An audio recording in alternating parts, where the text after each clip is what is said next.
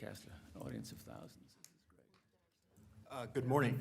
Welcome to day 3 of our hearing sessions on antitrust and multi-sided platforms. We have a great and full day for all of you in the audience and watching on the web. Just to put today's events in a little bit of context, on Monday, the first day, we heard quite a bit about the economics of multi-sided platforms, and we also heard about individuals' experiences operating multi-sided platforms and investing in multi-sided platforms in the business world.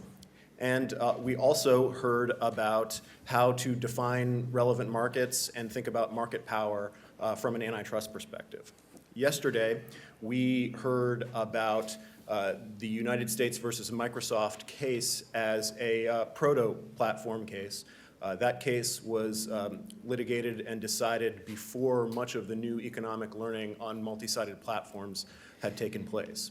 And we also heard about how the US and the European competition agencies might treat cases involving multi-sided platforms differently. Today is all about conduct. And when I say conduct, I'm using the term quite broadly. I'm thinking both about anti-competitive conduct by a single firm and also about mergers and acquisitions. So in the morning sessions, we have 2 panels on potential exclusionary conduct cases involving multi-sided platforms as defendants. The first panel, which will take place in just a few moments, is going to focus on specific pieces of potential anti-competitive conduct. And the second panel is going to focus on how vertically integrated platforms might be able to engage in potential exclusionary conduct. We have 3 afternoon sessions devoted to the timely topic of how to think about mergers and acquisitions involving multi-sided platforms, particularly when the acquiring company is a large and established multi-sided platform. So with broad overview of where we're going today and how that fits into what we've done so far, I will turn the mic over to my colleague Ian Connor, who is going to moderate our first panel. Thank you. So good morning. So this is the first panel. It is Understanding Exclusionary Conduct in Cases Involving Multi-Sided Platforms, Predatory Pricing, Vertical Restraints, and MFNs. And so I will do a very quick introduction of the esteemed panelists to my right. First, at the end of the table is Dick Schmalensee, who is the Howard Johnson Professor of Management Emeritus, Professor of Economics Emeritus, and Dean Emeritus of MIT's Sloan School of Management. Judith Chevalier is the William S. Benenke Professor of Economics and Finance at the Yale School of Management. Tom Brown is a partner in the Antitrust and Competition and the Global Banking and Payment Systems practice at Paul Hastings in San Francisco. Susan Athey is the Economics of Technology Professor at Stanford Graduate School of Business. And finally, Pinar Ackman is the director of the Center for Business Law and Practice and a professor of law specializing in competition law at the University of Leeds in the United Kingdom. We will start with opening statements from each of the panelists and then turn to questions. And so I will turn first to Dick Schmalensee for his opening statement. Thank you. Let me just make a few general remarks. First, I think it's important to be clear what we're talking about. The definition of platforms is sometimes a little vague. I really mean a business that facilitates interactions between members of 2 distinct groups. And when that's a viable business, there are inevitably indirect network effects, network externalities, connecting the members of those 2 groups. If you can make a business out of facilitating interactions, they must care about the folks in the other group. That's indirect network effects. When multi-sidedness is present, it is hard to imagine why in antitrust analysis it wouldn't need to be considered. Perhaps not modeled explicitly, perhaps put to one side, but if it's an important feature that affects business conduct like scale economies or intellectual property, it's hard to make a case for ignoring it. And I take this to be the primary lesson, perhaps the most durable lesson from the Amex decision. The need to consider two-sidedness, I think, is particularly clear in predatory pricing, and that's what I'm going to focus on.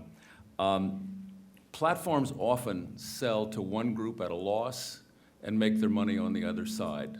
Those are denoted the subsidy side and the money side in the vernacular. Newspapers are a classic example, and I'm going to ask you to cast your minds back to a world in which newspapers were profitable and important. Typically, the papers themselves are sold at or below marginal cost, and the money's made on advertising. Now, in fact, I get a couple of neighborhood weeklies for free every week.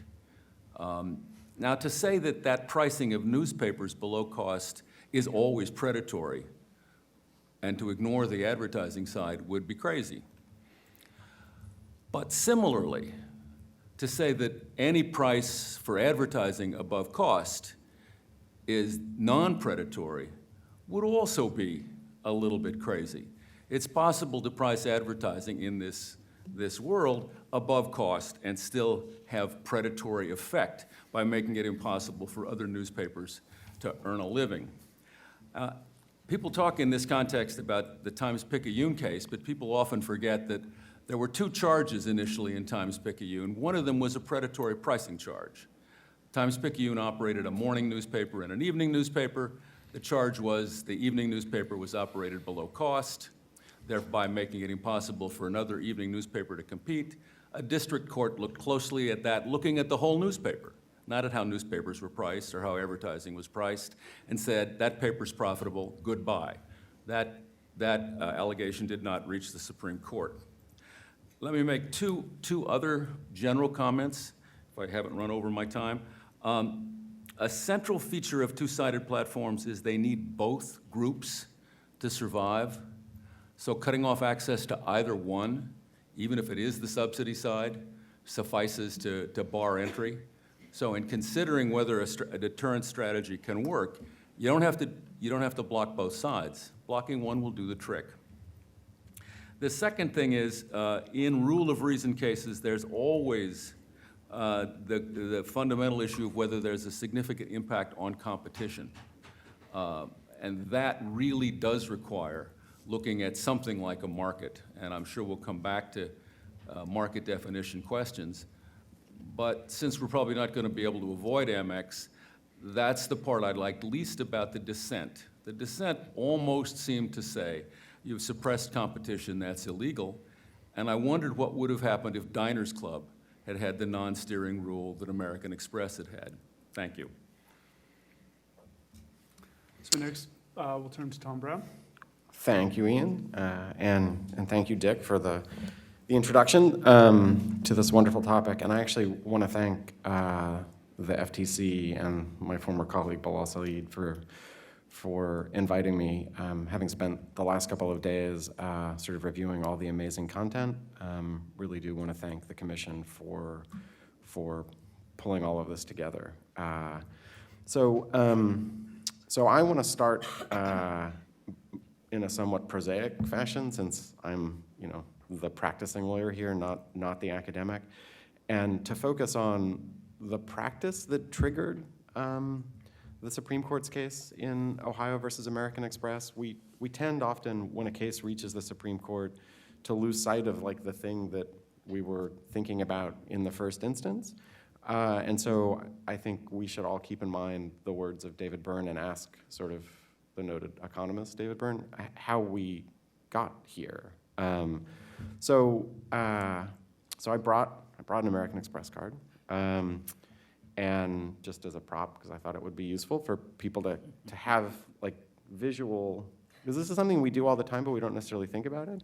So the precise practice at issue, and I'm not making this up, this is what the case is actually about, okay? So the restraint at issue in Ohio versus American Express was that when a merchant has decided that they're willing to accept American Express cards, right, so they have a little decal on the door, and the consumer goes into the store and then takes out their American Express card, that the merchant at that point is disabled as a matter of contract from encouraging the consumer to use another form of payment. Do we all have that in our heads? I can do a replay, okay? Just in case you missed it. So I'm in a store. I have stuff I want to buy. I take out my American Express card. And at that point, the merchant is disabled from persuading me to use another form of payment. That's what that case is about.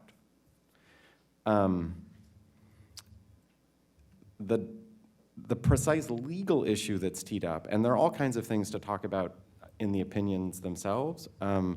One, I think it would have actually been nice in sort of rereading the opinion had Justice Scalia been on the court, because I would have hoped that the case would have been slightly clearer. The key legal issue is actually buried in a footnote, footnote 7 of the opinion, because the Department of Justice claimed that it could make out a case challenging that restraint that we've discussed and that I've described by pointing to the restraint plus the fact that American Express charged higher prices for its services than its competitors, right? So you have a restraint plus higher prices, and according to the Department of Justice, that's all they need to show in order to shift the burden to the defendant to justify the conduct. The Supreme Court then holds, no, that's not enough.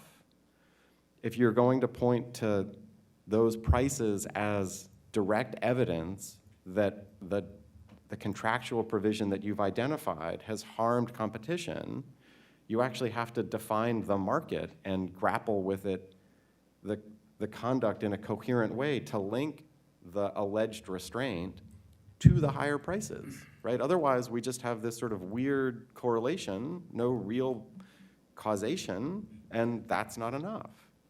That's the case. So the claim that the case represents some dramatic change in the trajectory of antitrust law seems, on the facts, like the only word that comes to mind, well, I guess there are two. The polite way of putting it would be hyperbolic. The less polite way would be, that's crazy. Like, and you can put whatever expletive you want in front of crazy, right? Like, I have all kinds that I put in my head, and I'll just omit them in polite conversation, but like, that's nuts. And to demonstrate the nuttiness of it, let's recall another super famous two-sided market case, also involving the Department of Justice, also involving a loss in the Supreme Court. And I don't mean Times-Picayune, right? My favorite two-sided market case, for what it's worth, is US versus Chicago Board of Trade. And when I teach two-sided markets in antitrust law, I always start with Chicago Board of Trade, right? And let's then go back and think about Chicago Board of Trade for a second. So the Department of Justice case in Chicago Board of Trade consisted of a set of rules that restricted how traders on the floor could trade grain that was going to arrive at the end of the closing session. And the joint venture adopted a rule that said if the grain was arriving after 2, you couldn't purchase it at a price other than the price of the end of the closing session. That bothered some traders and some railroad owners, I think. I think that's the sort of subtext of that particular case. And so then the Department of Justice sued. And Justice Brandeis said, like, that's not enough to establish that some provision has inhibited competition within the meaning of Section 1 of the Sherman Act. You actually have to dig in and evaluate the underlying facts. So, again, I commend the commission for putting all of this together. And I hope that we can reduce some of the sort of hyperbolic claims about where antitrust law has gone. Again, right, so I did see David Byrne at a music festival this week, so he's kind of on my mind, right? Like, antitrust is not actually a road to nowhere, but to know where we are, it is helpful to know where we've been. Susan? Great, thank you. So I think as Dick pointed out, a key feature of platform markets is that they're characterized by scale economies, and particularly the chicken and egg problem. And so, if you want to get started as an entrant in a platform market, you need sellers to get buyers and buyers to get sellers. And so a common way that, I teach my MBAs about what you would need to do if you wanted to enter one of these businesses is to find some kind of a business deal that allows you to acquire a set of either consumers or sellers, and then use those to pull the other side on board. Or another option is a large intermediary that might be able to steer a group of buyers or sellers to become sort of the anchor tenants of your platform. So an entrant can raise capital, sort of subsidize an initial set of parties to participate, and then pull the other side. And this is very common, and it's been used across all the marketplaces that we know and love to get started. Of course, incumbents recognize that as being the key path to entry. And so they also realize then if they can stop entrants from acquiring a big set of consumers or sellers through business deals, then they may be able to really impede entry. Another thing that they can do is to avoid letting the entrant kind of easily siphon off customers. So if customers might multi-home, like switch back and forth between platforms, another kind of strategy an incumbent can follow is to make it difficult for, say, the sell side of the market to multi-home. So let me give some hypothetical examples of conduct that would sort of go into these types of buckets that we could think about might have some consumer welfare challenges. And so I'm going to intentionally use some examples that are not happening. So please, nobody tweet that I said these specific examples are happening, okay? I'm going to use firm examples that I'm not aware are doing this, just to get us sort of thinking about, how we would interpret that conduct. So these things have happened, but just not by these specific firms or in these industries.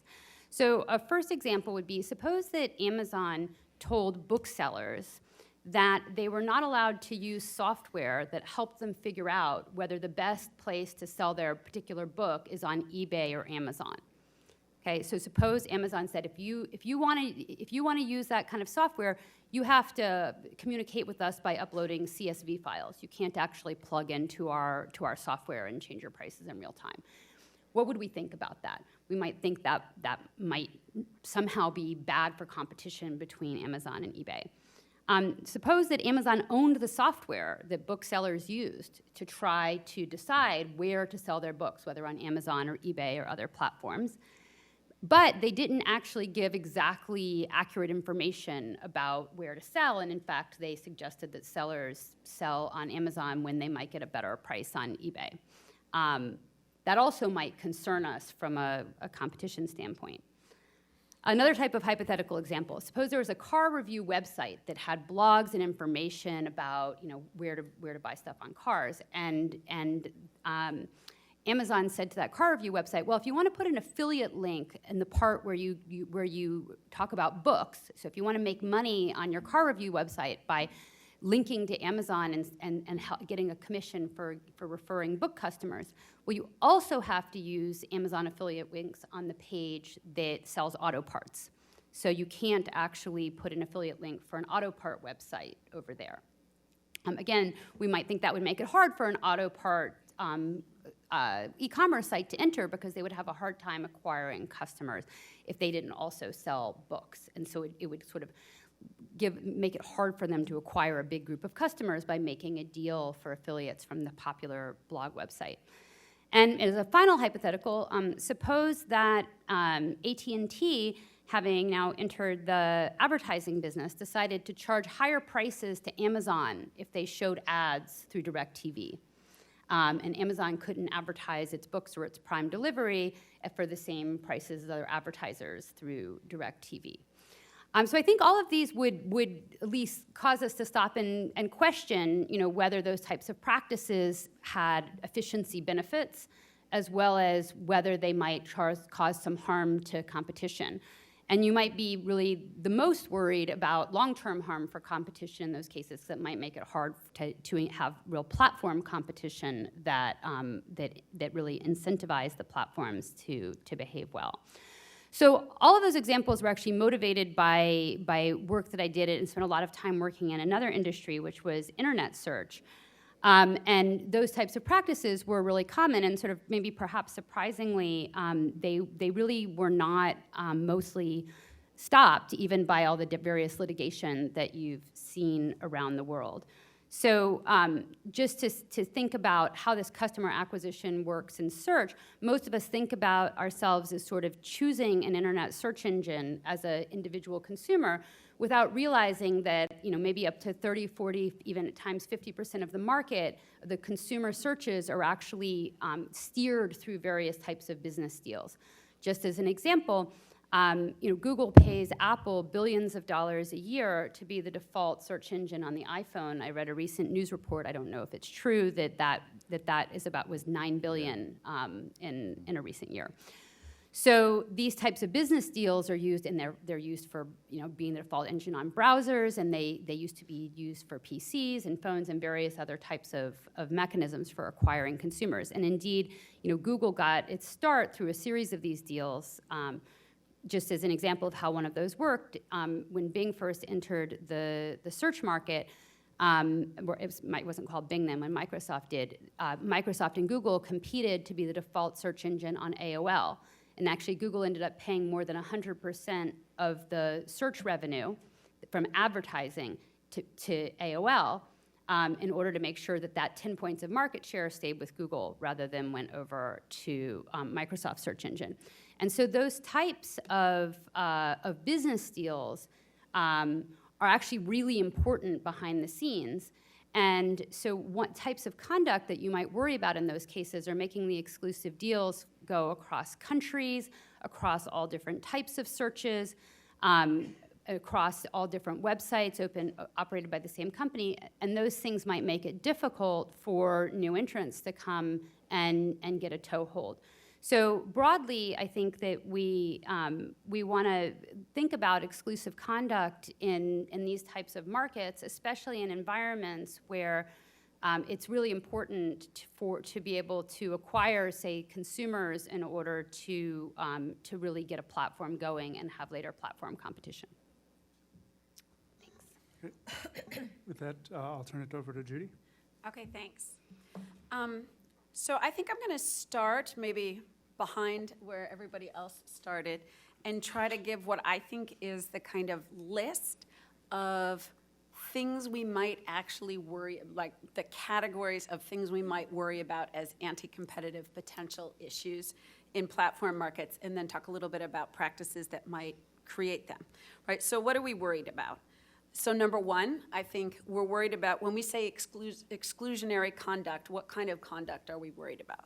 So I think number one is some situation in which we can make a case that a multi-sided platform effectively shuts down competition outside the platform, and that would be either from a rival platform, which Susan focused a little more on that, or from individual platform members themselves. Right, so participants on the platforms outside competition. So that might be one set of things we worry about. Second set of things we might worry about is a situation in which a vertically integrated platform provider creates conditions that grossly favor its own product over the other products on the platform. Okay, that would be a situation we might, again, in principle, possibly worry about. The third, I think, and I think this is how the lens through which some people view the Amex case, is a platform creates negative externalities for consumers not using the platform. And then the fourth, which is probably a little aside from our topic today, but I will add it for completeness, is a situation in which the platform functions to facilitate collusion among the platform participants. So when I think of a complaint against a multi-sided platform, I typically want to think about which, if any, of those four buckets that I just described is it implicating. Now, I think one of the challenges in looking at this, and I agree with Dick's opening statement that this is, that all of these cases are just fact-specific, which makes it hard to derive too many general principles. I agree with him. And in particular, I want to talk about what I think is a false dichotomy that sometimes arises in looking at these contractual practices. So, are there situations in which the contractual practices can substantially contribute to the 4 problems I just identified? Yes, I think so. Is it also true that those same practices may have fairly compelling efficiency rationales for being adopted? Yes. So I think that the same practice can be both having a fairly compelling efficiency rationale and a fairly compelling theory of harm from an anti-competitive perspective. And we often try to think of those things as mutually exclusive, and they're really not. So I'll give an example of maybe 2 situations where you might think there's both an efficiency rationale and a theory of harm. One is hypothetical, one I think is real. So obviously, I think Pinar is going to talk about some cases in Europe around travel MFNs. And there we're thinking about the situation in which a online travel service provider is entering into contractual relationships with the hotels that are through which, that book through the site with regard to how much the hotels, how the hotels can price and offer availability outside the site, and therefore, typically restrain the extent to which the hotels offer cheaper prices on their own sites, for example, or on rival sites than on the travel booking site. Now, is there a good efficiency rationale for that? Yes, right? A lot of people will search the travel site, use the facilities provided by the online travel site, free ride off of it, and then go book on the hotel site itself if there's some better deal from booking on the hotel site. Is it also potentially a source of an anti-competitive practice?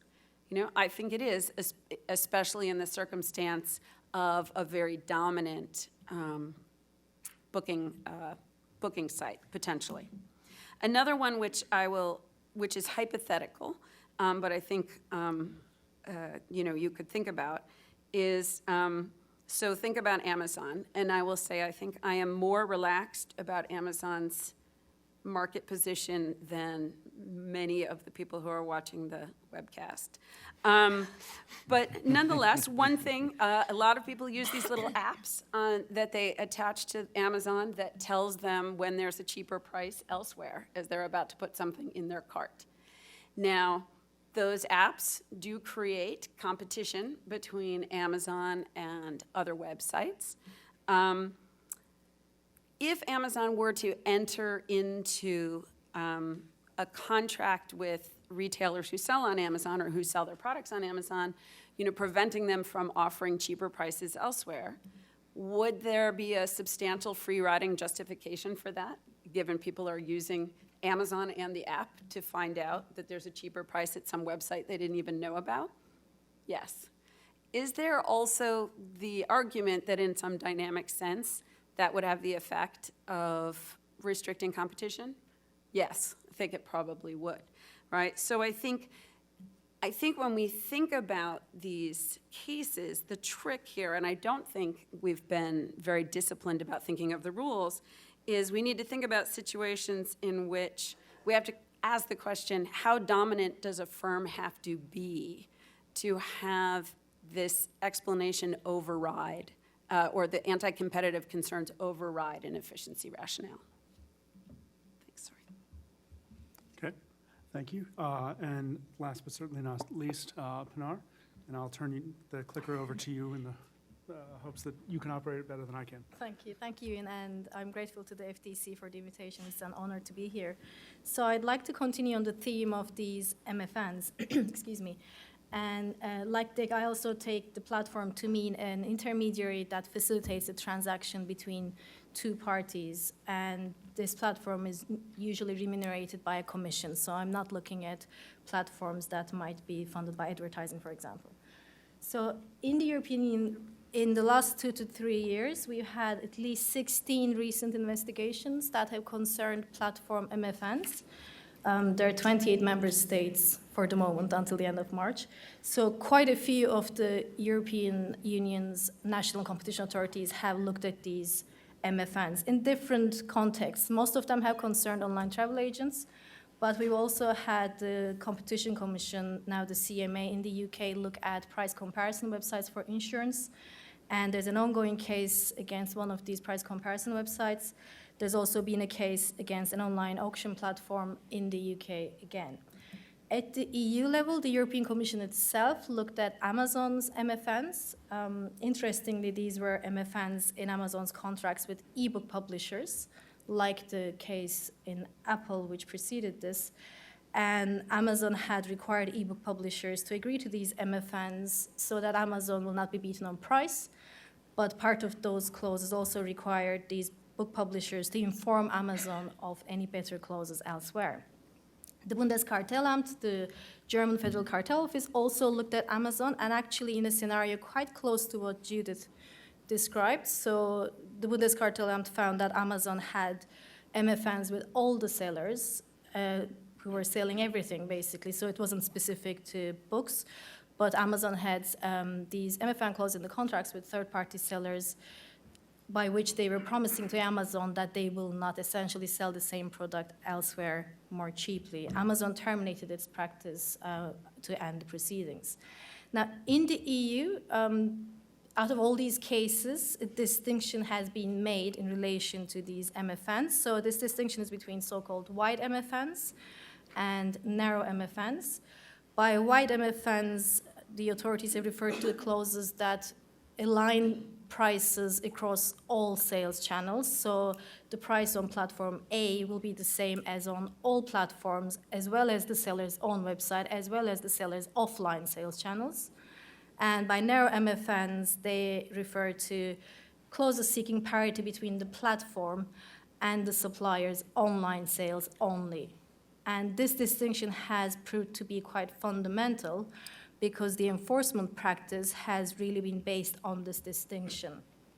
Now, unfortunately, much of the enforcement practice have gone in different ways. So in Europe now, we have a landscape in which one entity in particular, Booking.com, for example, finds itself subject to very different approaches when it comes to the assessment of its contractual clauses with hotels. So some authorities have prohibited all types of MFNs, wide ones and narrow ones. Some of this has been done by enforcement, some of it has been done by legislation. And some authorities have prohibited only wide MFNs, but allowed narrow MFNs. And again, some of this is through time-limited commitments, so they will come to an end in about 5 years' time. And some of this have been done through enforcement decisions. So we have a really fragmented legal landscape applying to these clauses in Europe. So in the rest of the time I have, I'd like to talk a little bit about what about multi-sided markets makes these MFNs different. And it's a lot quicker to explain that on this diagram than to say it in words. So with a regular MFN, you have a seller that promises to a customer that that customer will be treated as well as that seller's other customers. So such an MFN on a regular market, not a multi-sided market, would essentially link the prices between different customers of the same seller, giving reassurance to the first customer that essentially a competitor of that customer later will not get a better deal, for example, regarding the input price of the product that the seller is providing. Now, in contrast with a platform MFN on a multi-sided market, the MFN clause that you can see in the contract between one platform and a supplier basically links the prices for the same customer buying the same product from different outlets. And usually these will be competing platforms. So this is how platform MFNs differ from regular MFNs, and this is also why in the literature, it's been said that they're closer to price matching guarantees than regular MFNs, because essentially it's about the price of the same product to the same customer that's being linked at different outlets. Now, in terms of the theory of harm, Judith's already mentioned, some of it has to do with collusion between platforms. So when platforms have these MFNs in these clauses, this will soften competition between them, because there will be no benefit to any platform from reducing its commission to the seller to give a better price on that product to its customers, because prices will be essentially matched. Similarly, this can foreclose other platforms. So a new entrant who would like to enter the platform market will not be able to cut prices to steal customers from the incumbent platform, because the MFN will again match the price for the incumbent as well. Because they work sort of more similar to price matching guarantees, commentators have suggested that these should essentially be treated in the same way as resale price maintenance clauses. But then more recently, we see again in the economics literature that there are models which show that actually all types of MFN clauses, including wide MFNs and narrow MFNs, may increase welfare, and they may increase welfare of consumers as well as the surplus of the platforms and the suppliers. And in that model, what's crucial is that the seller in such a scenario has its own direct sales channel as well. But I won't go into the details of that. So the economics of it hasn't really been settled in any way. In terms of what about multi-sided markets make sort of the assessment different, I think several features of these markets make the assessment of these clauses more complicated. The most important one, in my view, is the fact that these platforms operate on the basis of an agency model. So in my research, I've argued that these platforms are legally agents of the suppliers. So from an antitrust point of view, these clauses really fall within the single economic entity doctrine. And that should essentially take these clauses out of the scope of a Sherman Act Section 1 on Article 101 TFEU treatment in the EU.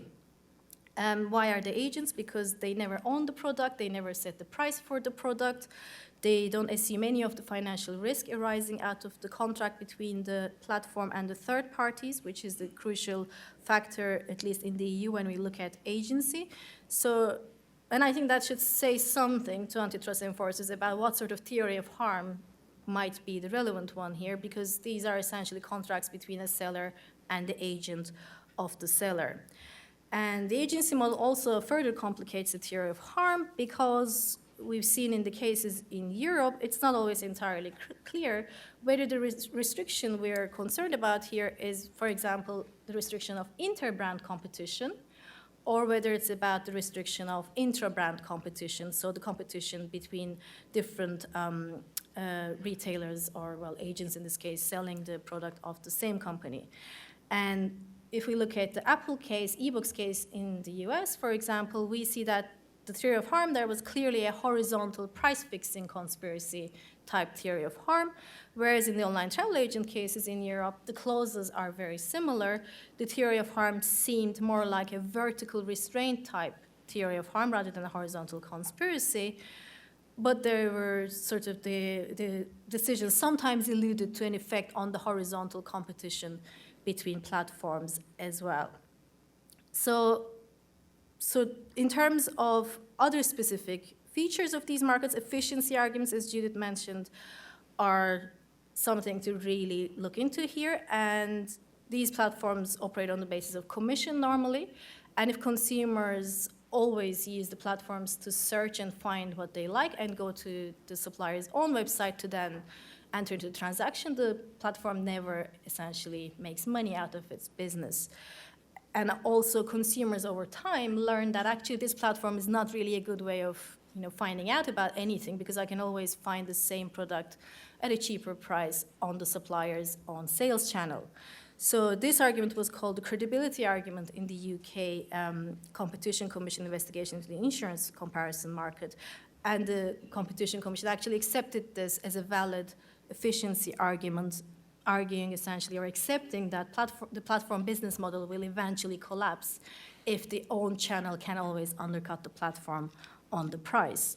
There's also another efficiency argument, which is to do with low quality, low cost platforms free riding on the services of the high quality, high cost platforms.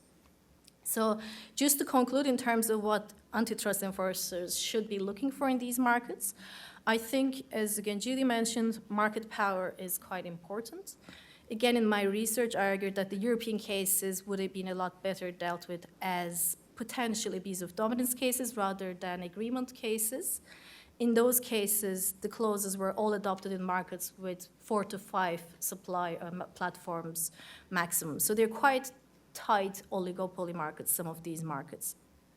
And another key factor to consider is, I think, whether to decide whether this platform is a gateway to the consumers or whether the supplier can simply walk away and sell elsewhere. One final thing to say is that looking at the case law as well as the sort of developing economics literature on this, the form of the clause, so whether it's a narrow platform parity clause or a wide parity clause, doesn't seem to matter, and it really should be about trying to figure out the effects of the clauses on a clearly identified theory of harm in relation to interbrand competition or interbrand competition, or both. Thank you. Thank you. So before turning to individual questions, I wanted to give the panel the opportunity to respond to any of the comments that have come out from the other panelists. So Susan and then Tom. Yeah, just to sort of pick up on some of those comments, I think I appreciated all the comments from Judy and Pinar about the price comparison engines, but I think one efficiency part that maybe wasn't fully explored is just the impact of the way a price comparison engine works on competition in the industry. So some research by Glenn Ellison focuses on this, as well as some empirical analysis of what happened on eBay when they made price comparison more transparent. Generally, if a price comparison engine sort of works better and makes it very clear what the prices are, that really toughens competition among the sellers and can make the sellers lower their prices and lower their margins. And so say like if eBay forces the sellers to show their shipping costs and makes it sort of more transparent how to actually compare offers across firms, that really makes the products much more substitutable, reduces search costs, lowers prices, and increases welfare to consumers. And so some of Glenn Ellison called it obfuscation. But generally, in the context of a price comparison engine, the participants are going to want to try to find ways to make it harder to search and soften the price competition, because people using a price comparison engine are often end up being much more price sensitive because it's so easy to make those comparisons. And so I think an efficiency benefit of sort of forcing the sellers to have full transparency is that it reduces search costs. And I think those benefits can vary by industry. So if there's only 3 sellers you're comparing among, maybe it's not so hard for the consumer to go to their individual websites and do the comparisons. But if there's lots of different sellers and they're very differentiated and there might be an infrequent purchase, something like that, then the consumer welfare harm of not being able to easily shop and compare could be quite large. It could really have a big effect on price competition. Tom, and then Dick. I think as the only card-carrying lawyer on the panel, I want to, and I love economists. Many of my best friends are economists. I want to pull back a little bit and make a legal point, because and it's prompted by an observation that Judy made that I think comes through some of the other content associated with these, I think we call them hearings, right? Yes, hearings. And that's a question about why and what we think the antitrust laws are designed to do. And I think there are sort of 2 themes that are coming through a lot of the discussions. Some, I think, more from economists and some more from lawyers. So I think this is a hypothesis. I think economists, when they think about antitrust law, think of antitrust law as a tool for optimizing market outcomes. I think lawyers, and that's like maybe natural given the econ pedagogy, I think lawyers, when they think about it, think about antitrust law as a tool for protecting roughly the process of competition from conduct that borders on industrial sabotage. And both of these things can be thought of as designed and sort of stemming from a consumer welfare standard. But these are very different regimes. Optimizing a market outcome, either a narrow one or a wide one, is very different than enacting a law to protect. This is like where the Sherman Act came from, useful to know where we were so we can think about where we're going. Was designed to prevent industrialists from hiring bands of thugs to blow up one another's production facilities.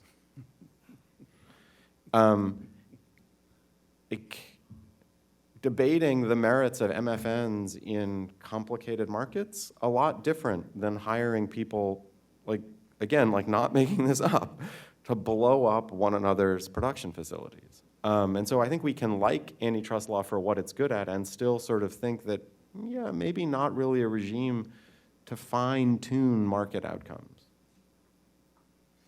I like lawyers. Some of my best friends are lawyers.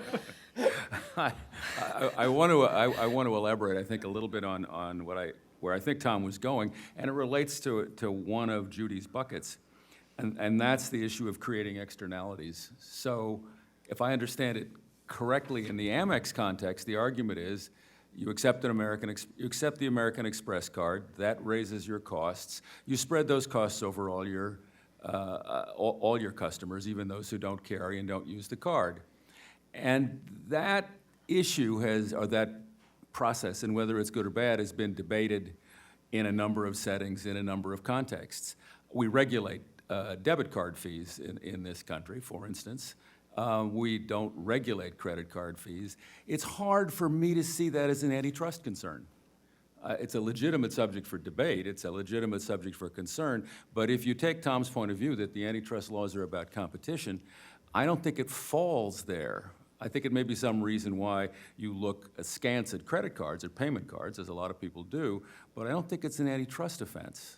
That's how that market works. If you don't like it, there are ways to fix it, but bringing a monopolization suit doesn't strike me as the way to do it. Just a quick comment on Susan's point about price comparisons.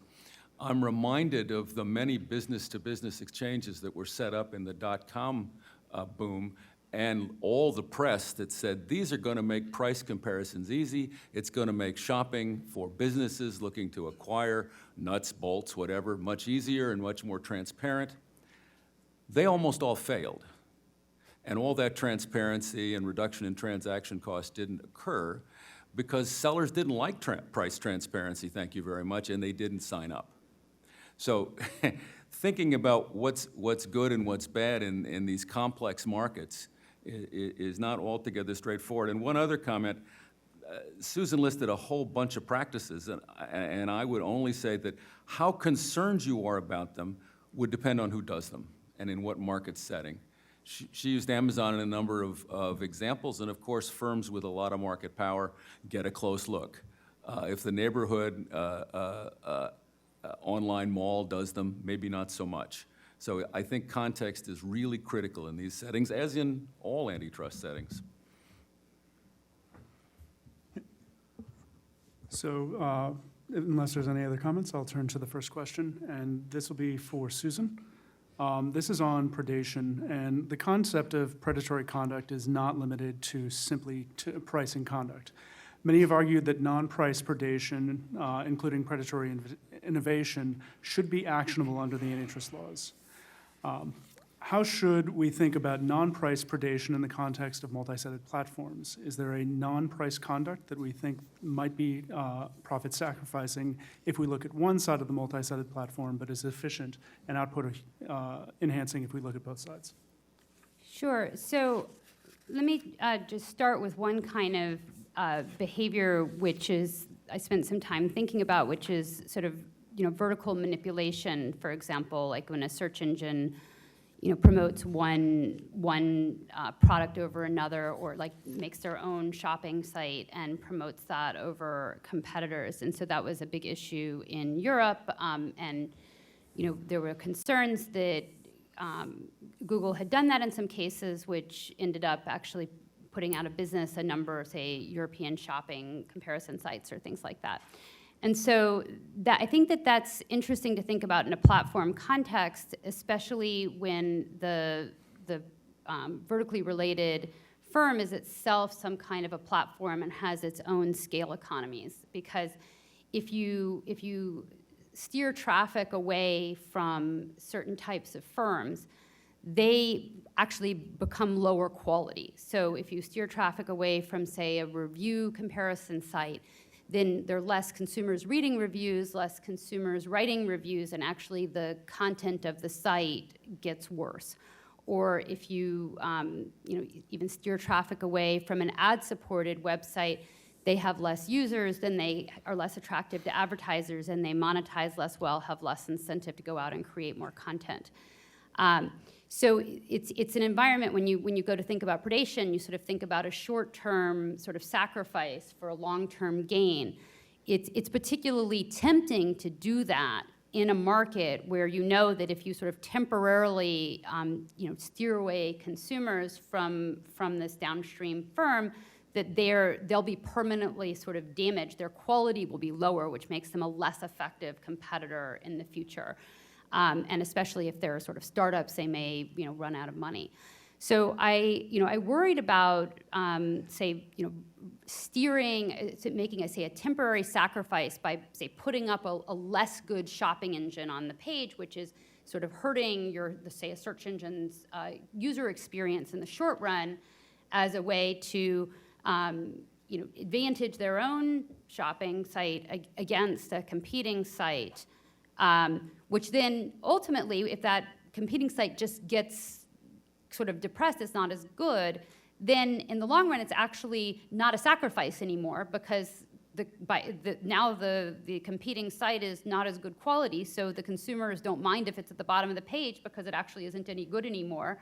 And you don't actually suffer any kind of long-term harm from that manipulation. So I worried about that from an efficiency perspective, because it first of all could, if you think that these businesses are very innovative, then there's no reason to think that a monopoly firm is going to continue to innovate the same way that a startup would when it was trying to acquire customers. And there's also actually just broader implications. Like if there's no e-commerce firms in Europe, that might be bad for Europe, and they might, a lot of times you see people work in one firm and then go off and spin off another firm, and if those firms never get started and never develop those capabilities, it might actually have sort of broader implications as well. Of course, that's outside of antitrust considerations directly.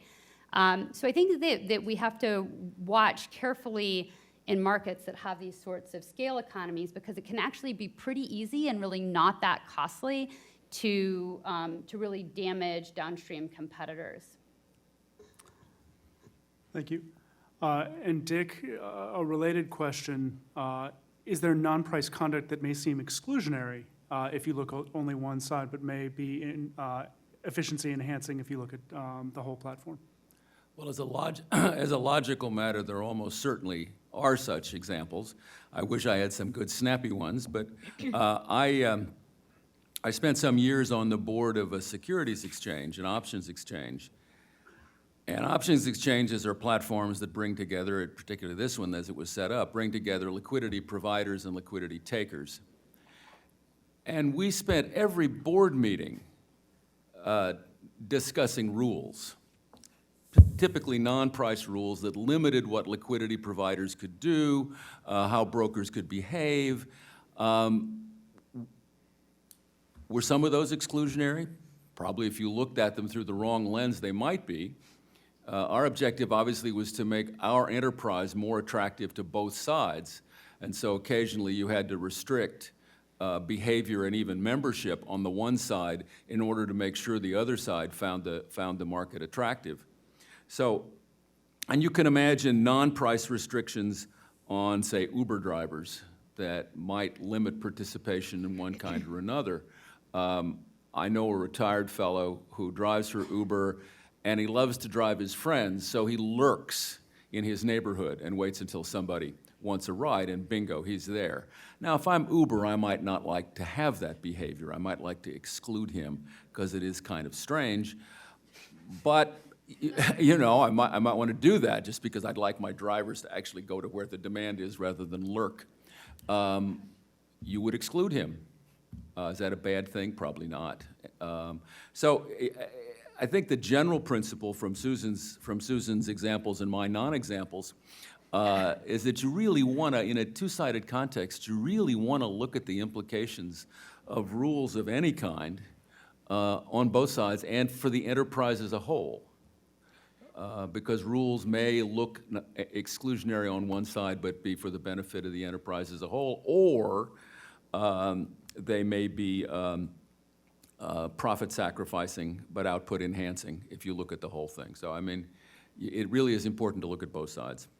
So I think I may have an example, and this was not planned, but like this card is kind of like an example. So this is a collector's item. It's a Bank of America issued American Express card. Wow. Yes. And the reason this card exists is because of a prior Department of Justice lawsuit against Visa and MasterCard. And so Visa and MasterCard were sued by the Department of Justice for adopting rules that said that if you were a participant in Visa, you couldn't issue American Express cards. This is sometimes called the 210E litigation, or U.S. versus Visa and MasterCard.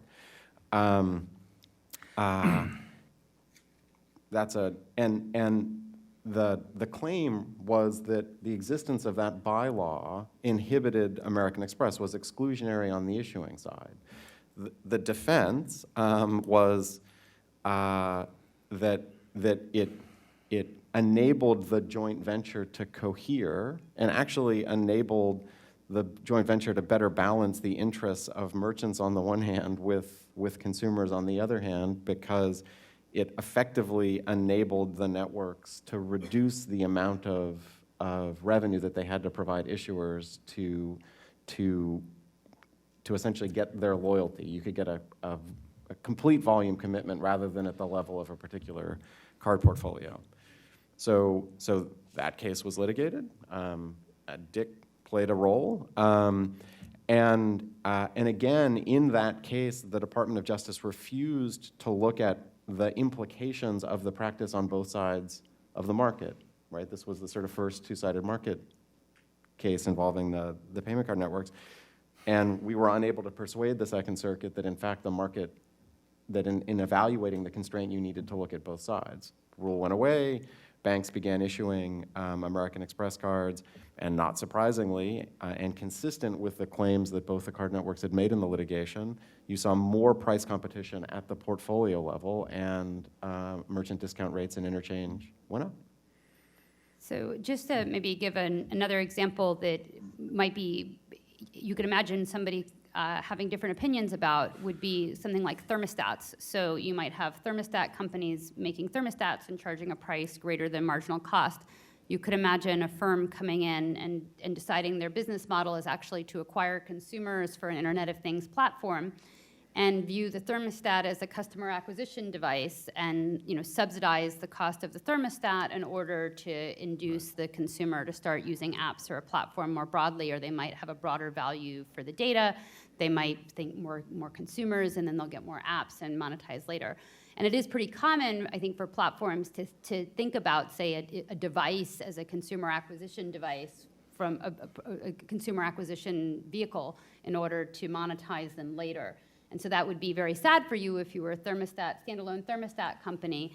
But in general, these changing business models, the industry might evolve so that vertical integration becomes important, or at least thermostat companies need to somehow receive some subsidy from a platform in order to be competitive, given that the consumer is now getting brought onto a platform, and that's part of the benefit of having the consumer adopt the good. I also want to pick up on something that Dick said that I think is super important. When platforms often have to make a fair number of rules in order to make the platforms function efficiently. And sometimes those rules trade off the different sides of the market, but in a way that is output enhancing. And so just some examples, like eBay could reward sellers and rank them more highly if they have high star ratings and they ship faster. And that's a really important thing for eBay to be able to do. And a seller in Alaska might feel discriminated against because they can't ship as fast as other sellers, and that again might be sad for the seller in Alaska, but it's important for the platform as a whole to be able to provide fast shipping. Otherwise, consumers will leave the platform and go elsewhere. And so a bunch of things, making sure that Uber drivers drive safely, that they keep their cars clean, that they don't turn down too many rides that are suggested to them, making sure that Airbnb hosts keep their calendars up to date and don't reject bookings. All of these things are very important. I tried to book a ski condo this weekend, and then the seller canceled on me after I'd already booked my flights, and I was really disappointed. And I want the platform, to demote that seller, because that was a bad experience. It makes me want to just go book a hotel where they're not going to cancel on me. So, there's a whole host of practices, and I think as the platforms mature, and especially if they're more competitive on the consumer side, they do tend to squeeze the sellers. And Amazon squeezes its sellers, and historically Walmart squeezed its sellers, and that is tough for the sellers. But at some level, like economic efficiency wants the sellers to be forced to be pretty competitive, to provide high quality, low cost, low margin. That's what expands output. And at some level, the platform's acting on behalf of the consumer to force them to provide that, and you don't want to get in the way of that.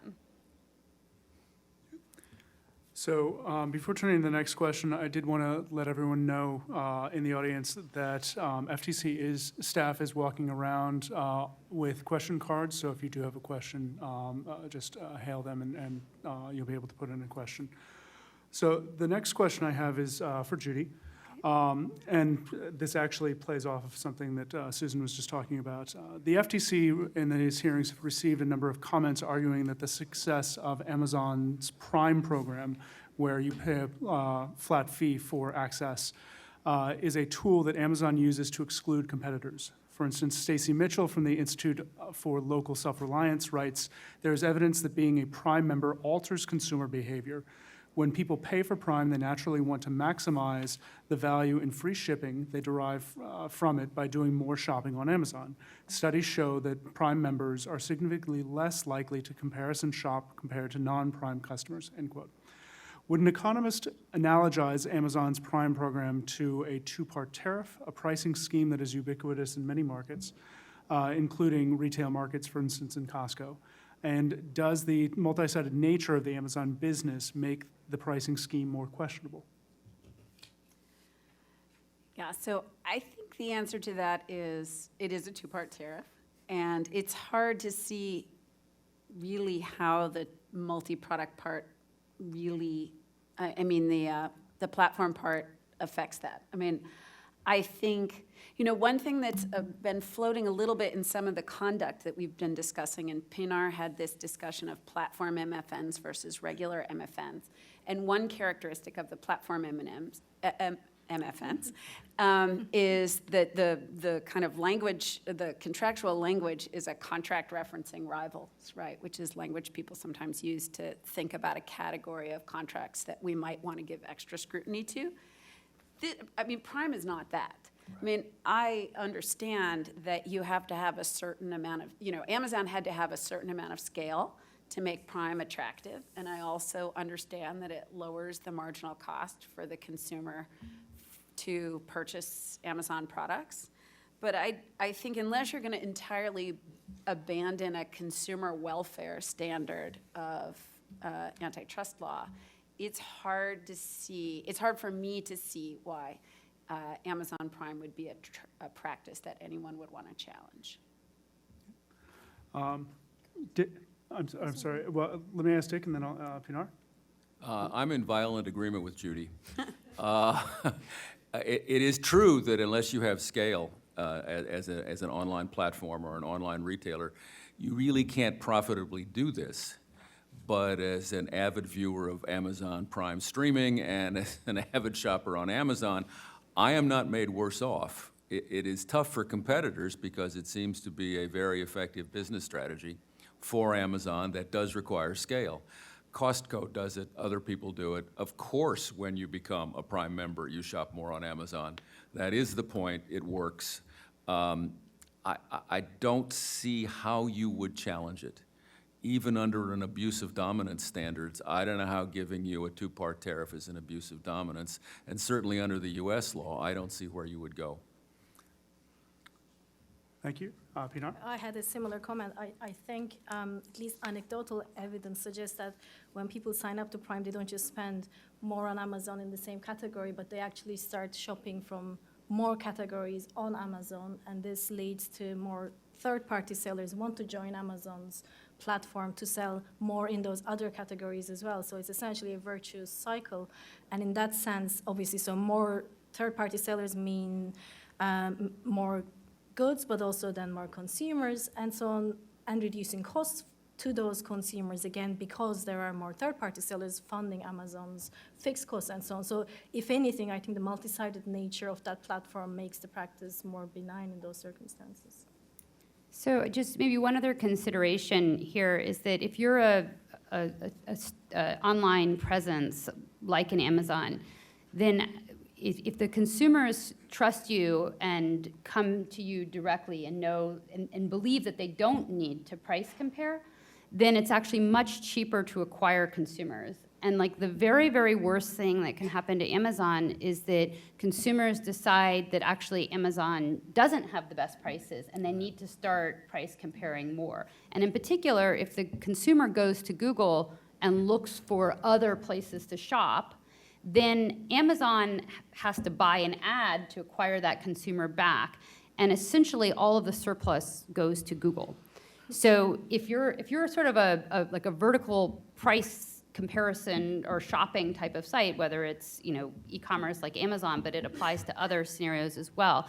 As soon as the consumer thinks they need to go back to Google and look at what the other options are, you've lost all the profit from that customer because there's somebody else bidding against you on Google who has a similar business model and roughly like you bid up to the value of the consumer and you pay it all back to Google. So it's sort of a huge threat and concern. And so that concern can induce these firms to really make sure that they're providing a great deal for consumers so that they don't think they have to go back and price compare. So I think as long as there are competitors out there who can plausibly offer similar products at similar prices, it's actually pretty, if I was advising them from business strategy perspective, I would tell Amazon, like, I don't care if you've got Prime, and I don't care if you did a study that showed that you could raise the prices 20% on any particular product for a particular Prime customer today, I would say don't do it.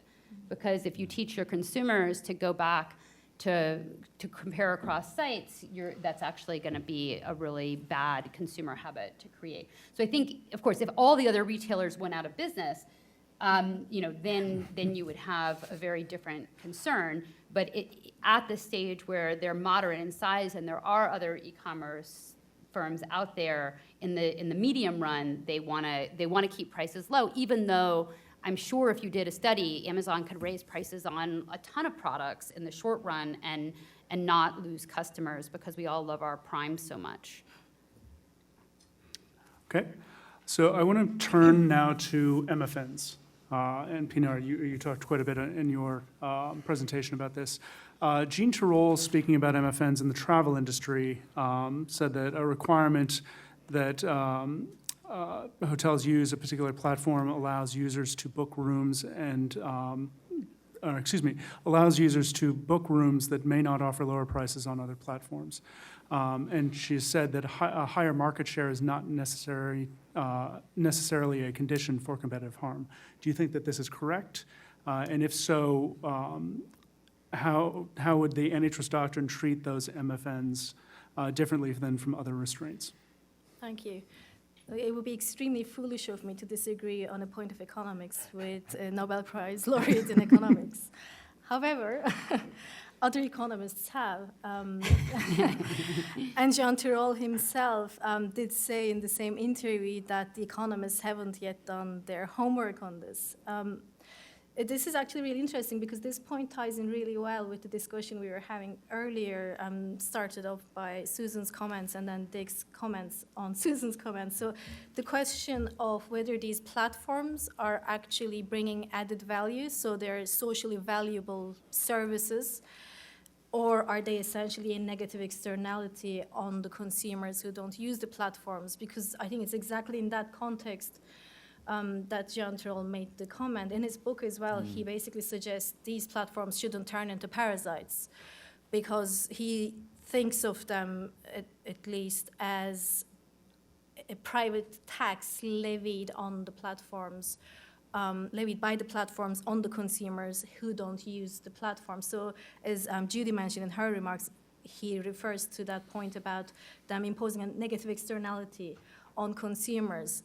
But then essentially putting that together with Susan's comment later that these platforms reduce search costs and make it so much easier for consumers to find what they want to buy or what they want to book, I think there's a question about whether these platforms bring socially valuable benefits and essentially whether the commission that the hotel is paying to Booking.com is worth the added value the platforms bring as a socially valuable benefit. In terms of market power, I think there has to be some level of market power because if this platform has no market power at all and it's not a gateway to, let's say, a unique group of consumers, then I don't see why the supplier, be it a hotel or a book publisher, wouldn't just walk away from that platform and go sell elsewhere. So that level of market power certainly does not need to be at a level of market dominance, but I think there has to be still some level of market power which would provide essentially the platform with a bargaining chip to go to the suppliers to say, I have these unique consumers. Again, this is similar to the scenario Jean Tirole was mentioning. And if you want to sell to these consumers, you will have to join my platform and you will have to pay my 30% commission fee. So in short, I think market power is relevant, but not necessarily at a level of dominance. And Tom? Yeah, well, so I just wish I had a little bell like Clarence in It's a Wonderful Life that I could bing whenever we fell into this gap between are we trying to optimize market outcomes or are we trying to protect the process of competition? Because like this conversation falls squarely in that gap. So I will say I'm not sure what prize Angels would get every time you dinged on vertical restraints, but Let me, if I could just add to that, I do think this is an area which requires a little more work. And we talked about it in the context of the travel MFNs. An antitrust case, which two antitrust cases that were settled, which I think about in this light, are the cases against CSAC, which CSAC is a music licensing entity. It's a for-profit company. It competes with ASCAP and BMI, which are cooperatives. And they settled two antitrust cases that were brought by television and radio licensees. And the argument was something like, even though CSAC has a relatively small share, we need CSAC licenses because you can't really functionally operate a television station without one. And I think there's an interesting, I have not studied this issue, and I think no one has to the appropriate extent in terms of empirically and theoretically. And I do think that it has something to do with this question of a platform that are there separate considerations somehow for a platform that offers a gateway to a unique set of consumers, and how do we have to think about the fact that they've made real investments in servicing and serving that particular set of consumers? So again, I think I would give antitrust, I would allow the antitrust laws to do a little more than just stop industrials from blowing up each other's factory. But I understand this is actually, but I agree with Tom, this is actually in the area of, how much, how exactly would we make a kind of disciplined set of rules around that makes sense. Just a quick reaction, another point that would go in the same direction. Imagine a booking site that has a relatively small share of bookings, but that signs platform MFNs or most favored customer clauses, contracts, with a wide range of suppliers. So if you just looked at booking share, it's small, but if you have those contracts with a large number of suppliers, you have affected the whole market, even though you yourself are not a major player in the market. So how would you get those contracts signed? That's an interesting question. But if you did, even if you had a tiny share of bookings, you would have a large market impact. Susan? Yeah, just not to get into a philosophical argument about law and economics, but I do think that actually it can be very useful to put the law aside initially and think about an industry, think about the business strategy of the industry or the economics of the industry, understand how competition works, what are the existential threats, and what are the types of concerns that would make a firm act in the interest of consumer welfare.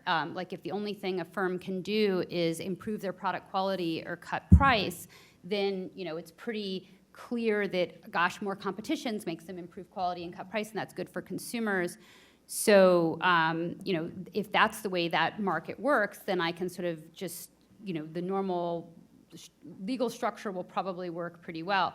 But if I think about contexts that have a lot of scale economies, have a lot of chicken and egg problems, and I have firms that have a lot of strategies available to them that are not improving their price or decreasing quality, strategies like steering consumers away from current competitors or potential competitors, or other things. I mean, sabotaging your opponent's factory is one, but there's actually, the modern business world actually has a lot of different kinds of practices that aren't efficiency enhancing, and in fact, when faced with competition, you could be going along behaving very nicely, and then when confronted with a perceived competitive threat, you could start using some strategies that are very bad for consumer welfare. So I think understanding the business and economic context, the strategy space, the incentives, the way that incumbents and entrants think about problems is pretty crucial. And if you start trying to put it into the legal framework too quickly, you'll start getting caught up with market definition and, oh gosh, we don't do predation cases because they always lose, and that kind of sounds like predation, and so you can kind of like just shut down the conversation before you've really understood the economic trade-offs. And then, of course, we have to decide whether achieving economic outcomes that are beneficial is possible in a clear, simple legal framework that doesn't cause more harm than good.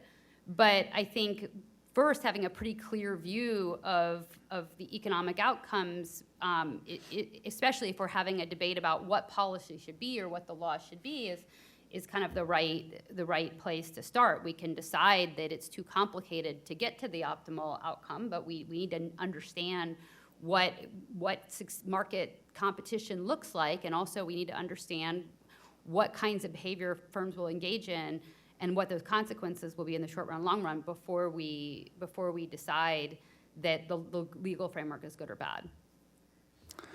So, Tom, this is actually a question from the audience, and you're not going to get away from your sabotage example. Okay. Judy and Susan both picked up on it. The question is, you distinguish law from economics by referring to borderline industrial sabotage versus defining outcomes. Price fixing is about outcomes rather than sabotage. Is your distinction not somewhat limited? So not in the context of unilateral conduct, and when we're talking about vertical restraints, we're really talking about unilateral conduct in another garb. So I think the distinction is actually robust. Good question, though. But I agree with Susan about sort of thinking and deeply investigating the nature of business conduct, I think what the reason for sort of prompting and recognizing the gap, right, in the sort of, you know, London Tube mind the gap sense is that the conversation we're having over the last couple of days about platforms and about the significance of Ohio versus American Express is whether Ohio versus American Express represents some significant departure from the way we've understood antitrust law for almost 100 years, like 99 years to be exact. And I don't think so. I mean, that case is about a legal tactic that had been adopted by the Department of Justice over the last 20 years, which was to say that we don't have to define the broader context in which we've identified some behavior that we think may lead to anti-competitive effects. Once we identify something we don't like and we can point to higher prices on one side of a jointly consumed product, the burden shifts to the defendant to say that there's no restraint. I thought that was grossly unfair and inconsistent with U.S. antitrust law when I was a baby associate defending Visa on a case that was so stated. I thought it was grossly unfair, though highly ironic and in that sense enjoyable, when the case was brought against American Express. But in thinking about the law, like this is not a change. I mean, I think we can look at Ohio versus American Express in the same way that we look at U.S. versus Chicago Board of Trade, and not much has changed in 100 years. Okay. So moving on to the next question, which actually is directed to Tom and also fits right in with what you were talking about. So some commentators have argued that the best way to evaluate welfare effects of vertical restraints by multi-sided platforms is to look at market-wide output measured by the total volume of transactions, e.g. the total number of credit card transactions. If the total number of transactions is increasing, we should be less skeptical that the restraint is harmful. The Supreme Court in the Amex case appeared skeptical of the plaintiff's theory in part because of the evidence that market-wide output was increasing. Is market-wide output measured by transactions a useful way to think about competitive effects and vertical restraints by multi-sided platforms? So I'll take the first stab at this question, but actually, sort of recognizing the limits of my economic intuition, think it's in some ways a question that, as a lawyer, I would first go to an economist to get an answer to. And to be clear, I'm going to follow up with Judy, so don't worry. Again, I think that antitrust struggles to make antitrust as a law, right, as opposed to thinking about the role that competition should play in public policy generally, which is sort of a way of more broadly framing the debate. I think antitrust really struggles to identify empirically observable facts that support a prior hypothesis that something is bad. I think it's certainly possible to look at increased output in a particular industry and to come away from the conclusion that should at least give us some pause as to whether the underlying conduct is anti-competitive. But the reason that platforms are interesting, right, is that they demonstrate increasing returns to scale. So from an overall consumer welfare perspective, from a social welfare perspective, it's not obvious that more output equal more benefit for society or consumers as a whole. So I think it's kind of an uncertain signal. Yeah, so I think, in a simple antitrust framework, I think looking at whether the conduct is output increasing or output decreasing is a pretty good way to go. I do think there's a bunch of issues that make it tricky. First of all, you mean output increasing relative to the appropriate counterfactual but for. And I haven't studied the Amex case well enough to know whether the appropriate counterfactual but for is actually what was being considered. But I do think there are a set of complications, especially, you know, the credit card cases, and I have no dog in that fight because I have never worked on a credit card case. I don't really have, I have not studied them at great extent. But given that one of the arguments in the credit card case is something about an externality, when there's something about an externality, then you do actually want to be careful about making an output argument as the kind of basis of deciding whether something's anti-competitive or not. I think we almost always are going to the economists are going to almost always come down on this side of, you know, you're really going to need to do a lot of case-specific economic analysis. I'm going to caution against a hard and fast rule.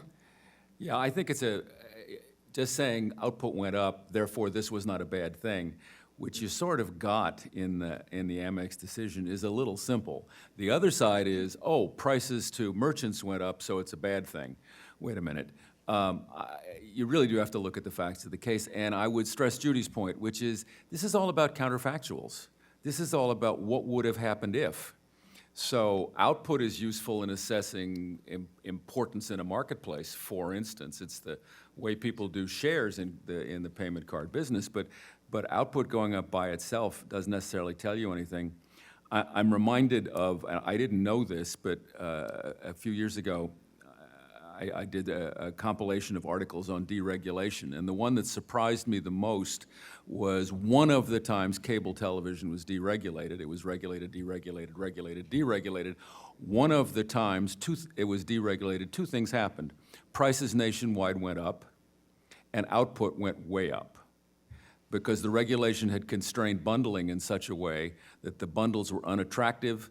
When the operators were free to optimize product, they offered more attractive offerings. People paid more for them. People were happier. There were more subscribers. So just looking at Q doesn't necessarily tell you anything of interest. Susan, and then Tom. Just, I mean, maybe to reiterate an earlier point about marketplaces. So if you think about a simple example of a marketplace, imagine it's, you know, the first entrant, and so it's running its own marketplace. It's not that worried about competition as essentially a monopoly marketplace. Even if you're giving business strategy advice to a monopoly marketplace, the first way to think about it is that a marketplace is a matchmaker and it's trying to expand output. And so to a first approximation, when I teach my students, I say, actually, marketplaces are kind of fun businesses to be in because you're mostly just trying to make everybody better off. Like you're trying to make transactions smooth. And to the extent that where you're charging, what you should try to do is charge in a way that minimizes distortion. So you want to maximize output and charge in such a way that you don't scare away buyers and sellers because you have these indirect network effects. So there's like an extra sort of cost to pricing people out of your market. So, you know, and that's one reason I like working with marketplaces as well, because in some sense, it's more, I'm thinking, when I'm advising a business, I'm thinking more like the social planner.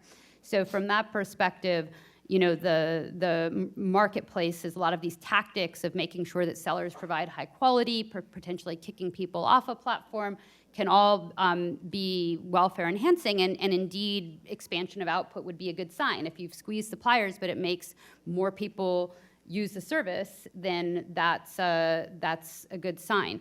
I think where you get into trouble is in situations where there's sort of longer-term strategic issues going on, where you're worried about, say, one of your suppliers growing so big that they compete with the platform, or when you're worried about various types of disruption or entry that really threatens the platform's viability. That's when firms engage in sort of more problematic behavior. Not to say that platforms don't exert market power over their participants in some cases, not that everything that they do is in the social interest, but a lot of the non-price, if there's a price you're charging, of course, that's a little bit zero-sum. If you're charging a fee for using the platform, that's a bit zero-sum between the platform and the sellers, and they certainly might charge higher fees than social welfare would suggest. But a lot of the non-price terms are often about making the platform more effective as a whole. Not always, but that at that extent, looking at the output standard could be a good way to think about it. I just want to agree with Judy, though, that if your main issue is externalities, you certainly, in the credit card case, and again, I have not also worked on these cases, but if I think my main problem is that cash paying, that this whole system is regressive and that cash paying consumers pay higher prices, and there's this big cross-subsidization going on, then you should presumably include those consumers in welfare calculations if you think that's the main economic harm. So I'm going to actually give a disclaimer on the credit card cases, too. I don't work on them. I have not worked on them in years. I have no reason to believe that I will ever work on them again, notwithstanding the fact that I was once in-house at Visa and think that not everybody there hates me. But apparently too much exposure produces some sort of antibody reaction. I do want to talk a little bit about the particular context, though, of the U.S. versus Amex case, because I think it's interesting, and it sets up a point about natural experiments that I think is important to think about from an antitrust policy perspective. So just bear with me for a second. So when the Department of Justice first brought that case, they also challenged rules that Visa and MasterCard had that were similar to, though not necessarily congruent with, the Amex steering rule. So the industry conduct, and there was no claim that the rules had been adopted on a concerted basis, that they had just emerged in parallel. So you have the three then major card networks, each of which has some rule that says that you can't discourage people at the time that they've expressed an interest to use some other form of payment. Visa and MasterCard, in response to that complaint, repealed their rules. And the sort of missing person here, in case you're sort of wondering, like, who cares about any of this stuff, let's just identify it, it's Discover.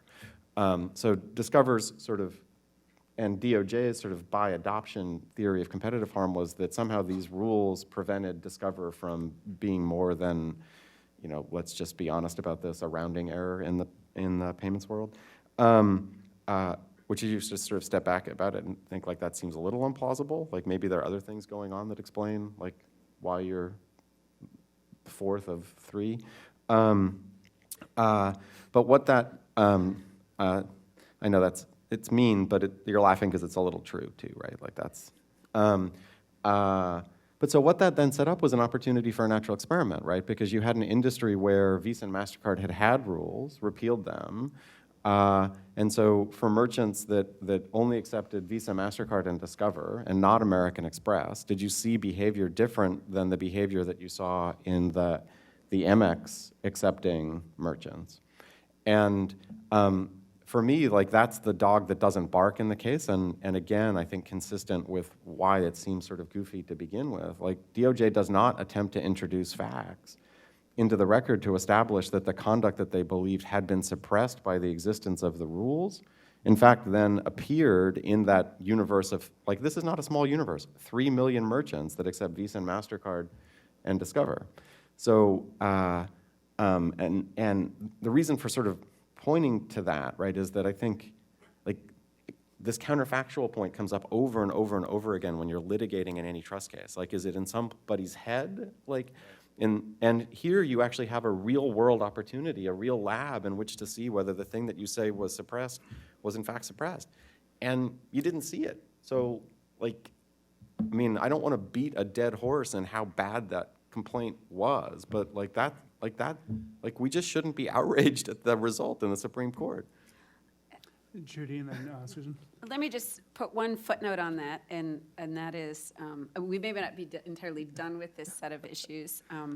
I know there's been some, and it's just press reports right now, but there's some recent discussion about Target being kind of particularly vocal about this, that they don't actually want to discourage all Visa and MasterCards, but they actually don't want to take the super high rewards cards. And so they actually want to be able to discriminate across Visa and MasterCards, which, might actually, so we may not be done with seeing the dog barking that you're describing. Yeah, I actually wanted to bring up another case that hasn't come yet, at least in the U.S., but and may end up not ever being an antitrust issue. But it involves also credit cards, but the credit cards are now on the other side of this argument and actually would like to get rid of anti-steering provisions in a different case. So this is a case of Apple Pay. So those of you who have tested out Apple Pay or seen it starting to get more accepted, see that you could put a credit card into your Apple Wallet and then use that to make transactions. What you might not know is that behind the scenes, depending on which country you're in, about 0.15% of that transaction is going to Apple.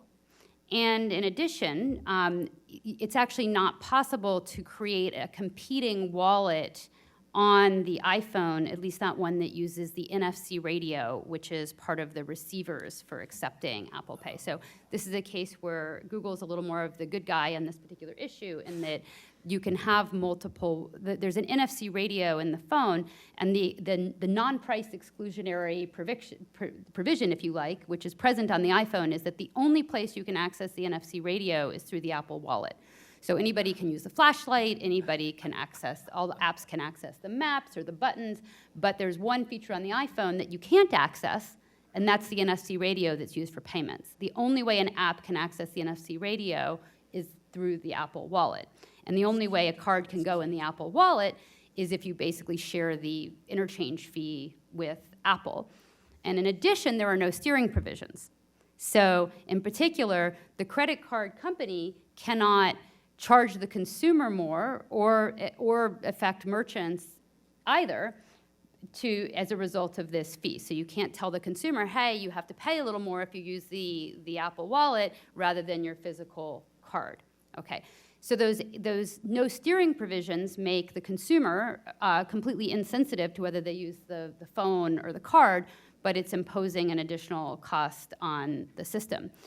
And so this comes back to platform competition, because you might say, well, gosh, I thought like Apple and Google were competing for consumers, and so if there's lots of great wallets and lots of credit cards and wallets on the Android phones, then maybe people will switch over to the Android and away from their iPhone.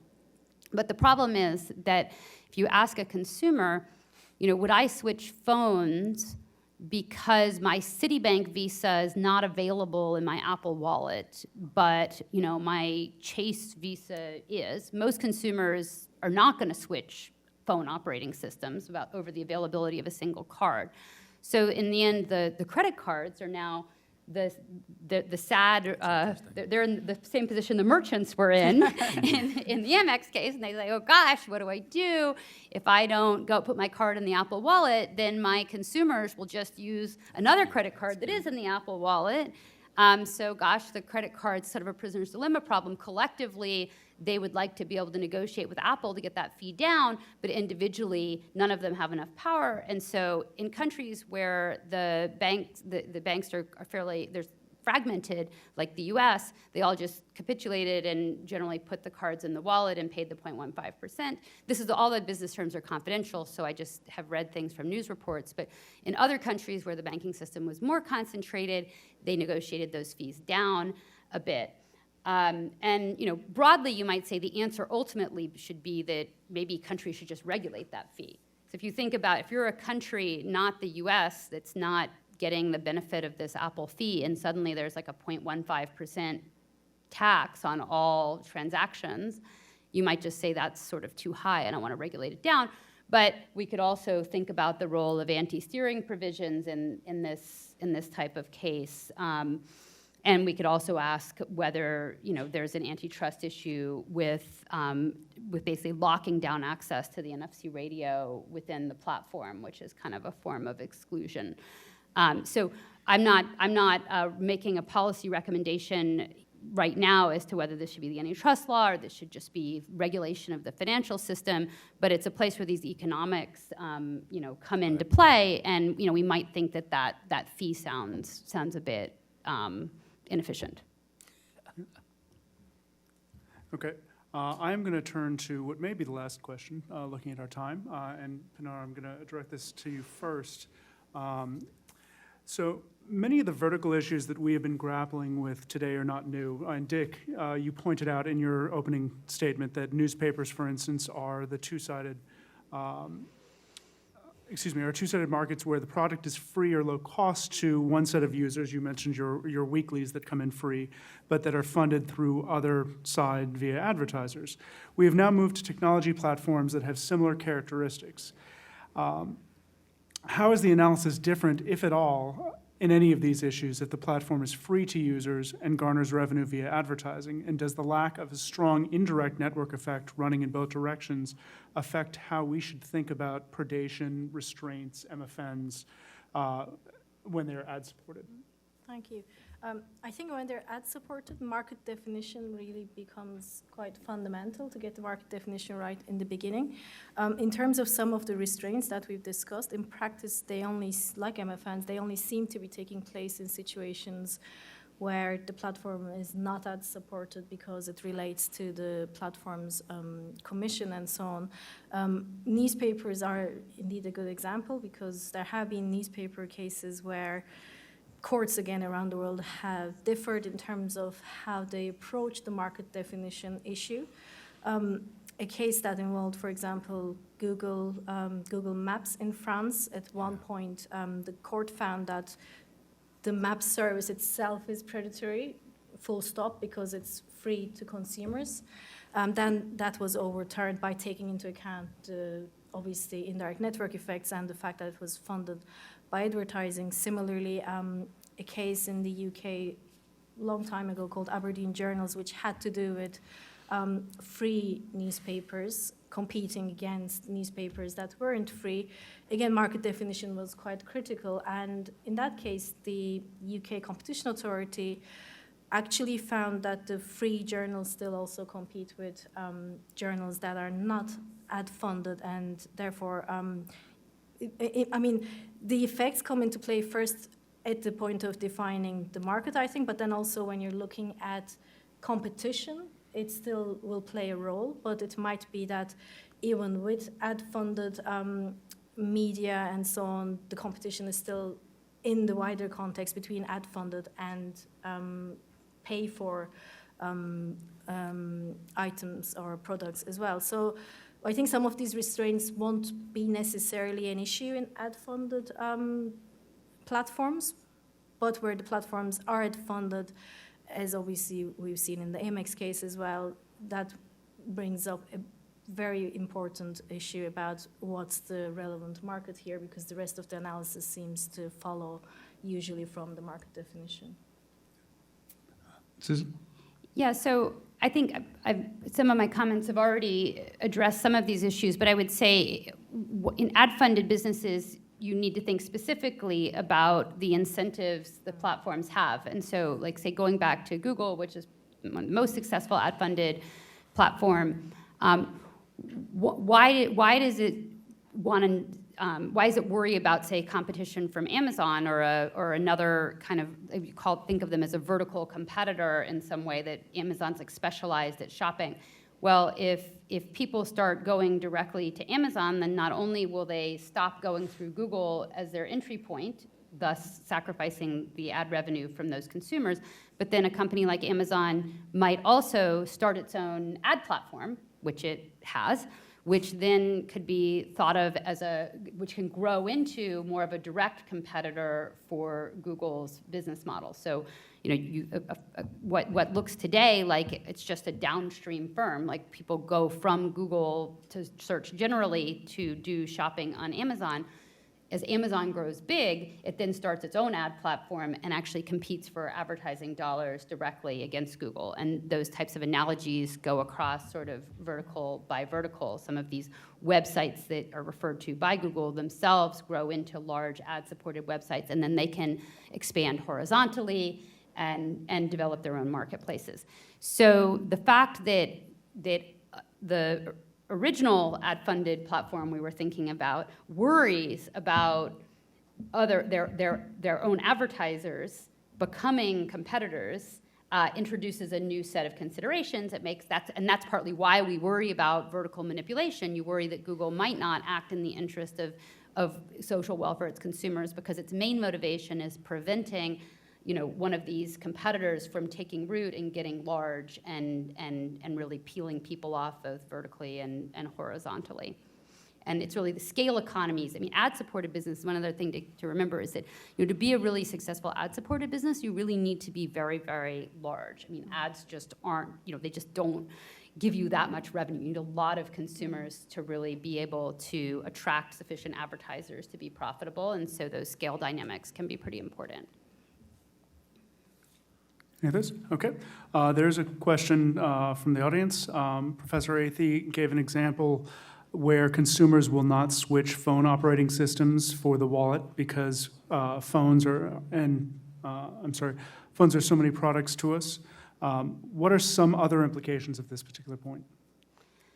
Yeah, so I think so again, the challenge, and I thought about this at some point when thinking about, the viability of a third mobile operating system. The question is, is there some, killer app on a phone that would really, if it was available on one phone and not the other, it would really cause you to dump one phone operating system and go to the other.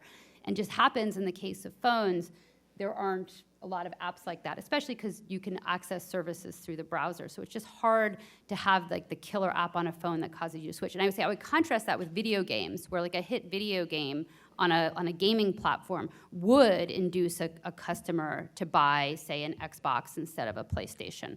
So there's some platforms where there's a more concentrated content, and that content will take their consumers with them. Or TV sports, live sports, the customers will follow that content from platform to platform. They won't just be loyal to NBC because even if NBC doesn't have the sports.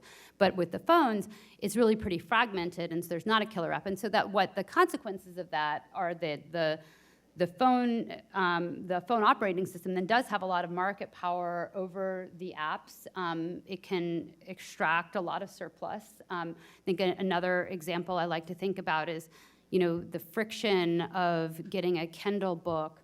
If you want to buy it on your phone, you tend to have to go to the website and then order it and then come back to the app because they don't want to pay the fee for the in-app purchase to the mobile operating system. And it would obviously be better for the consumer if that was an easier process, but there hasn't been able to be a sort of a good consumer solution because of the bargaining problem between the apps and the phone operating system. And so I think that just sort of illustrates that the phones aren't that concerned about the consumer switching from one platform to the other just because it's hard to buy a book in the Kindle app.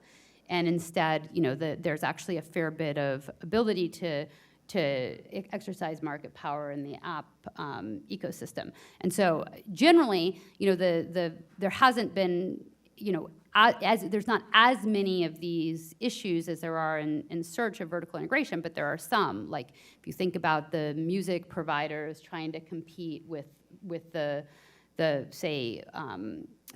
competing against iTunes.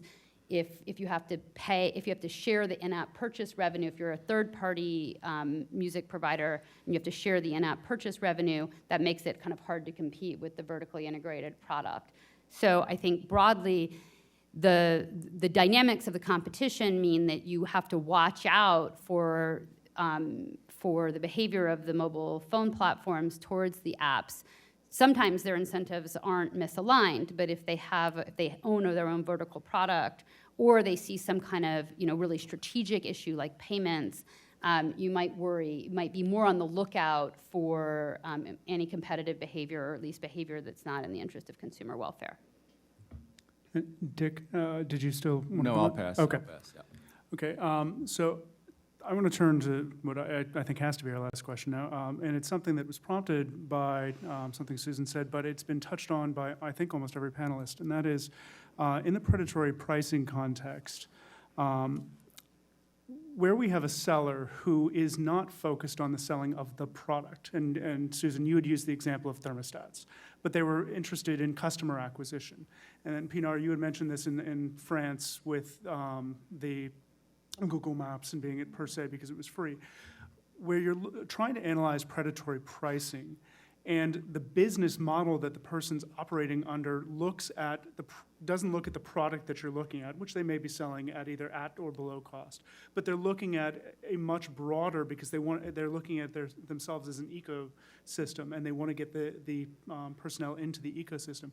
How do we analyze predatory pricing using the frameworks we've used for 100 years now, to cite Tom, in a situation where the company that's selling the product doesn't actually care what they're selling that particular product for.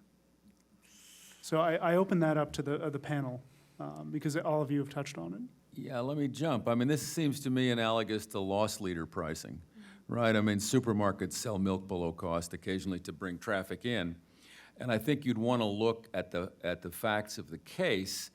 I mean, if the firm is set up to be much broader than a thermostat maker, and that's plainly the strategy, and they're plainly set up to implement that, then you might hold back. If it's one thermostat maker taking advantage of a deep pocket to take over the thermostat business, that's another matter.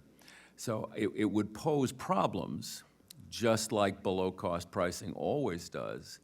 But I don't think they're fundamentally new relative to evaluating loss leaders.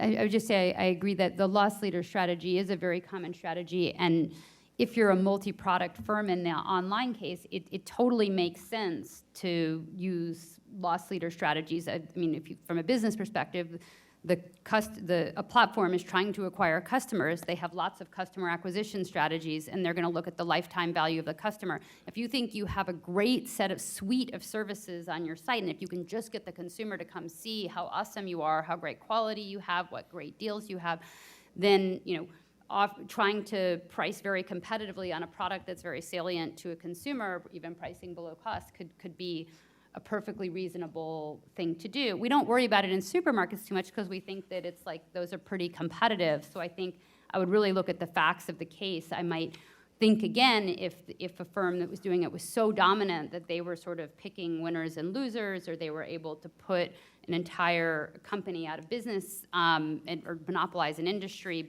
That there certainly could be facts like that, but broadly, you know, I think these kinds of loss leader types of strategies should be expected, and they wouldn't just on the face be you know, necessarily a problem. And Judy, and then Tom. Yeah, I would just quickly say that I think oftentimes a framing to think about this kind of loss leader. I've worked on supermarkets, so I like that framing. But I think another framing is, in a sense, it's a feature on a larger, I mean, oftentimes the thing that you could be preying on is really a feature you've put on a larger product.